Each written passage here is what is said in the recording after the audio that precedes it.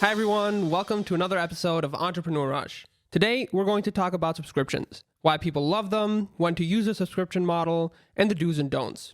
We've all got shit to do, so let's get right down to it. I think it's fair to say that everyone loves subscriptions, so Emil, break it down for us. Why is that? What's there to love about subscriptions? What makes them so great? I think there's a lot of things to love about subscriptions. I mean, actually both from a consumer and a business perspective, right? Because as the consumer, you have a great opportunity of sort of getting a certain level of flexibility and convenience. You can sign up for a subscription. You know you're never going to run out of toilet paper. You're never going to have unexpected costs on your insurance, or you're not going to, be renting video by video because you have a consistent fee.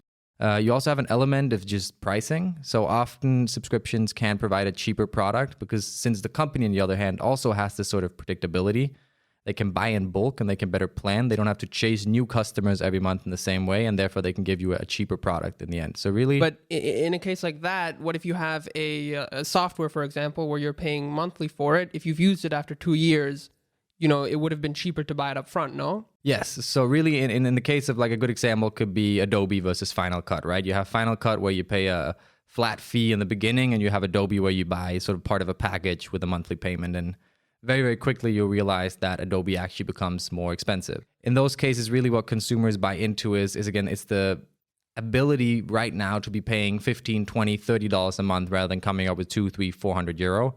They're not really considering the sort of long-term difference between the two. Okay, so it's more of an upfront cost kind of thing. Right, yeah. As with everything in marketing, obviously, every scenario is different. Every product is different. Some subscriptions provide, different advantages. A typical example could be, you have food boxes, right? Meal plans. They're not really cheaper than going down to the store, buying it yourself. In fact, they're usually quite a lot more expensive. But they, on the other hand, provide a significant amount of flexibility, right? You can choose exactly what you want, when, how frequently do you want it. I want vegan plans, vegetarian plans. I like this, right? So you have that element that's just super, super dominant, whereas you have other subscriptions where that's not so much the case. So really, you have to look at the specific subscription, and then you will better understand why that one's popular. But overall, if you look at it, we have sort of the three categories of either you save money, you gain an element of sort of convenience. Yeah, especially with like meal plans or food boxes. I mean, incredibly convenient, going down to the store, you can customize it just as much as a food box theoretically, but you have to think about it. You have to go down to the store, you have to cook and so on. Yeah. I mean, toilet paper, coffee in the morning, meal plans, right? They really fall under the sort of convenient one where although there is some convenience to Netflix and Spotify, that's not really the core element there, right? You're more looking at price, predictability, and those kind of elements. Yeah, I personally know that what I'm looking into is a sock subscription. Okay. So that I get new socks every month and, don't have to worry about that. But let's take it away from a convenience level and more to luxurious or a free time level. What about subscriptions that give you commodities like a wine or a champagne subscription? What about them? What's different? What's the plus there? Wouldn't you rather go down to the store and pick that out yourself? Isn't that part of the fun, I guess? All right, interesting. Yeah, so this is a new kind of subscription model that's really rising up. I think it's about sort of tapping into the unknown, right? So wine and champagne and these kind of industries, it's difficult to know exactly what's good and when. So a lot of these subscription models, they're going down there, they're trying out the wine, they're learning which wine houses are interesting, and they're sort of making a package that fits you where you get surprised every month or you get exactly what you want every month. So again, that's actually a double-sided thing, right? With the wine, either it's they're able to buy in bulk, and so you can subscribe for their thing so you can get your favorite wine that you could not get by going to the wine salary because they won't sell it to you, or two, you get a new unique wine every month and you save the trip to Italy or to France to figure out which wine you want. So basically you've broken this down kind of into different ways. You've explained why sometimes it's good. You also mentioned that sometimes it's not good. So when should what businesses should not consider subscriptions, what businesses should, and what do they need to think about when considering going into a subscription? Yeah, good question. So I think to understand this fully, it's important to understand that we have a business perspective, we have a consumer perspective, right? And both of them are trying to achieve different things. When the two overlap, we have a good business. When the subscriber wants something that the business can offer to their advantage, right? So we have a win-win sort of situation. A win-win situation is somewhere where there is a product that makes sense to subscribe to, right? There are certain products that you don't want to subscribe to because you simply don't want them on a monthly or a bi-monthly basis.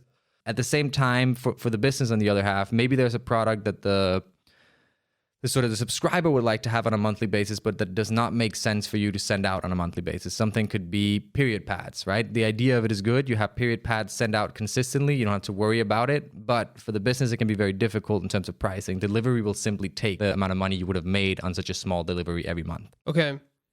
People are already buying in bulk anyway. There's no reason to send this off monthly.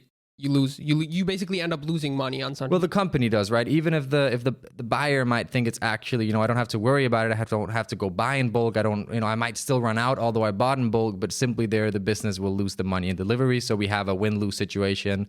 The purchasing party might win, but the business is going to lose out on it.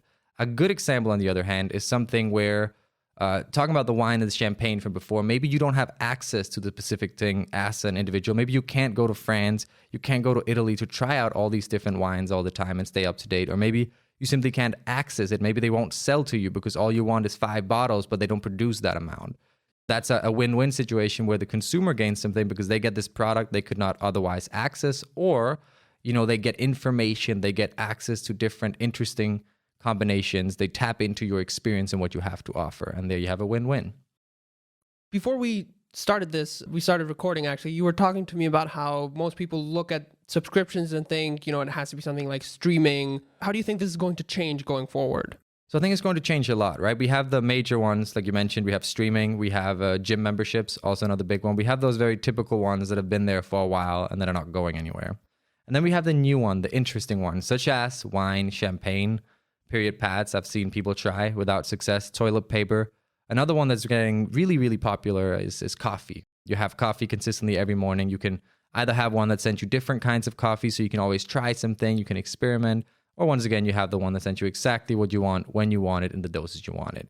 So I think we're going to be seeing a lot more of those type of subscription models simply because the digital economy is getting bigger and bigger and is starting to revolve around subscription. And because of that, more and more entrepreneurs are realizing both the opportunity and the need to tab in. And what will happen is not just the major companies will join, but also day-to-day entrepreneurs will realize, wait, I'm selling a lot of diapers. I could sell this on a subscription basis. I'm already starting to see it. We're getting more and more services offered to us as subscriptions, and I'm excited to see where it goes, and I'm sure you are too. Yeah, look at subscription e-bikes in San Francisco. It's the new big thing, right? Everyone's subscribing to have a bike. You don't really want to have the same bike all the time. You have leasing that's turning into more of a subscription service. We don't want to bother with repairs, and what if we have to wait for a new car, right? All of these convenience elements are sort of creating new industries and new methods of subscription services. So basically, if we're going to summarize this quick section, people like subscriptions because pricing, convenience, and flexibility. And let's say a business does, a young entrepreneur decides to start a subscription service. What should they keep in mind? What are things they need to work on in order to be successful? So first of all, they need to plan ahead. They need to make sure that they have a pricing model that makes sense. With the subscription service, it's really, really difficult to change the price down the line. While of course we see people do this, we see Netflix prices fluctuating.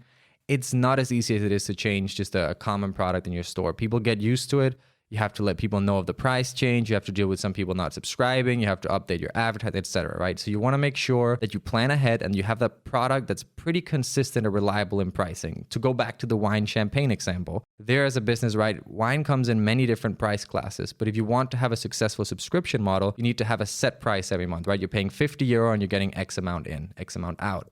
To do that, you need to really tap into the ability to price things right and figure out, how do I find several wines that complement this? So plan ahead, fix your pricing is a major one. Second of all, you want to make sure that there's actually money in it, right? You want to make sure that it's financial for you to send out a small doses on a consistent basis. Does delivery just take the cuts? Period pads. The idea is great, but the issue is if you're selling something for €10 and delivery is going to cost half of that, you're not going to succeed. Just to really drive this point home, what happens if you don't price it right? What happens if it's more expensive than the money brings in? Sort of, speaks for itself, right? You're going to have a business that's going to have a shit ton of subscriptions. You're luckily going to have a great revenue, but you're going to look at the expenses and they're just going to amount to the same. And at the end of the day, you might be, selling for 20, 30, 40,000 euros a month. But if you're coming out with a result of nothing or a minus or a low surplus, that really doesn't make sense. Whereas had you not made a subscription model, had you instead made a model that has period pads but supplements it with other similar products so people buy more or they pay for the delivery because they're not reaching that sort of threshold, well then you have a business that's healthy.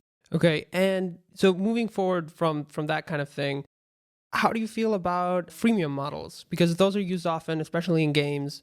Does that have kind of a future? Oh, absolutely, right. So subscription models are just, they're exploding right now, and freemium models has a lot to do with that. So a freemium model, just to our listeners that do not know what it is, right? It's pretty simple. You have a product that's available to you for free at a certain level, right? And then if you want to have certain features, you have to upgrade. You're now on the premium model, you're now paying. Typical examples could be something like Zoom. That makes a lot of sense during these days, right? You have the ability to have conference calls for free, but certain features are not available, and then you tap into those. And freemium models are amazing because they help people, they sort of get people hooked very easily, but they're not for everyone necessary, right? You don't always need to have the premium model, but you don't care as a company either if everyone's jumping onto the premium model. There's value in everyone talking about the product. So Zoom is making a ton of money, even though not everyone's going on to the premium model. What you want to do if you go for the premium model is you want to make sure that you have a freemium model that's interesting, right? You want to have it good enough to where people tap into it and they enjoy it. If they have a horrible experience on the free model, then that's just going to be like, oh, I'm going to upgrade because, maybe it's going to be great.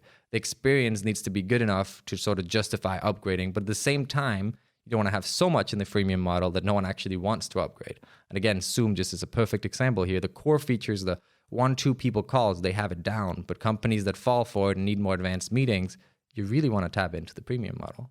Yeah. I think Zoom and Canva as well does it really well, where basically, you have the free model. It works really well for what you do. And as soon as you start using it more, because it's such a comfortable thing to use, you start thinking, maybe it's worth it to go ahead. And that's where I think also the pricing thing you just talked about plays into it, because if you price the premium model too much, or don't give it enough extra features, there's no point in upgrading, or upgrading is too expensive. Yeah, absolutely. I mean, you briefly mentioned before gaming, and I think that's an interesting one. You could call the gaming industry a freemium model too. It's sort of a different freemium model, but the way the gaming industry works largely now, contrary to 10, 15 years ago, is that most games are free. You're no longer paying to get the actual game. It's available for free, and therefore we get a large quantity of people playing it. But what's not available is sort of extra features that don't change how the actual game is played. You don't become stronger or better or quicker, right? So you don't have an unfair advantage, because if you had that, it's no longer a reliable freemium model. It's a pay to win. Right, because it sucks for the freemium one. But at the same time, it's things that people want. You get access to special skins that make you look different, or dances or moves, or things that these people that really enjoy the game fall for. And so therefore, we've seen the gaming industry on a huge rise by making things free. Another point that maybe we should discuss a bit, how to make a subscription model successful. We had this at the beginning, the flexibility, right? A subscription model has some flexibility built into it. Is that enough just out of the gate, or should you try to increase the flexibility when you create a subscription model? Right. So bearing in mind what we talked about previously, you obviously first want to look into what type of subscription do you have. Some care more about flexibility, others more about pricing. But generally speaking, so once you know that, right, once you've looked at the customer and your product, you want to start addressing that. The core flexibility is usually not enough. Say that you have the meal boxes, right? It's not enough to say, you decide if you want it delivered every 14th day. No, you actually want to give them the freedom to choose the box they want. Because if you're just sending them a box, the family might not like some of the food. They might have a gluten intolerance. There might be other issues. That's not going to work. People aren't going to tap into that. So you can make things exciting, but you also want to provide some sort of flexibility. And if you don't provide that flexibility, make sure that there's a very good reason for not doing that, such as a surprise champagne box where you tap into being surprised, but you still understand the type of champagne you're getting. You still understand the price level and the sort of the core concept. So that they're basically mainstream. Exactly. So basically you want to increase that flexibility on top of the core thing to make it more attractive, because otherwise you'll lose the majority of your subscribers. Absolutely. Then you want to make it, super convenient. You want to make sure that paying is just a one-time thing and then it goes on and on. You want to be able to pause it at any point. You want to make it easy for people to change their payment methods. All of these things that just, boost the convenience are very, very vital. And at the same time, you also want to make sure that pricing makes sense, both for you and for them. But you want to try to see, is there a way for me to buy in bulk? Is there a way to me to sort of tap into the reliability of having consistent customers? Because you're no longer paying to find first-time customers every month. You're building retention, which with time becomes a lot cheaper. So, can we sort of give some of that back to the customer to increase the amount of people that want to tap onto the subscription? I mean, when we're talking about pricing and how to calculate the correct pricing, the formula we use is relatively simple, right? You look at how much money is it bringing in, how much money is each person worth, and how much are my expenses, and how many people are we losing per month. And that last part is pretty important, especially when we're talking about convenience and experience and payment methods and so on, because the statistic that I found really interesting was that payment options, when they're unreliable, they can be responsible for up to 40% of the churn rate. So 40% of people leaving your subscription. Yeah, of course. So the thing about subscriptions is, as with everything, conversion rates matter, right? The more you can do to hold on to the customer, the better. But obviously, with a subscription, losing a subscriber is worth a lot more money to you. So you really want to do everything you can to boost this sort of convenience, to boost this sort of, I had a good first experience. You want to make sure they don't, fall out because they couldn't update their payment card, etc. But really, I think subscription models are a lot more simple than that. We're looking very technically at it right now. We're looking at all the business terms, the deeper understanding, making sure the cash flow, as we like to talk about, that it works, right? But I think it's a lot simpler than that. You want to just, you want to provide a service that makes the consumer's life better. And if you're doing that at a consistent price, at a price that's reasonable for you and for the customer, you're good to go. You don't have to complicate it beyond that. So let's wrap it up here for everyone. What would you say the main takeaways here are? What should our listeners take home with them? So I think the main takeaways are that the digital economy is going to revolve around subscriptions. This is a concept that's here to stay. Sure, the lockdown may or may not have made it rise, but it's been here for a while. It's going up. It's going to continue to go up. So if you have a product that could rely on subscriptions or that could tap into this universe, do it. It's worth it. It's a huge, huge momentum for your company, because once you have these sort of loyal customers, you can really rely on them. Second, you don't have to rely entirely on subscriptions. We haven't talked much about this today, but there's opportunity to provide subscriptions as a secondary thing. So you have your core product, you can buy it day to day, but you can also subscribe to it. This is sort of a more calm way to tap into it, where you have, the best of both worlds. Third of all, make sure that the pricing makes sense both for you and the consumer, right? You don't want to be sending it out where you're losing money on delivery, but at the same time, you don't want to take all of that profit, because then you won't find the customers that you need. We hope that you found the tools today super useful in terms of actually starting a subscription business, or perhaps, if you already have one, taking advantage of some of the insights you got here. On the topic of subscriptions, though, please do subscribe and share if you enjoyed this.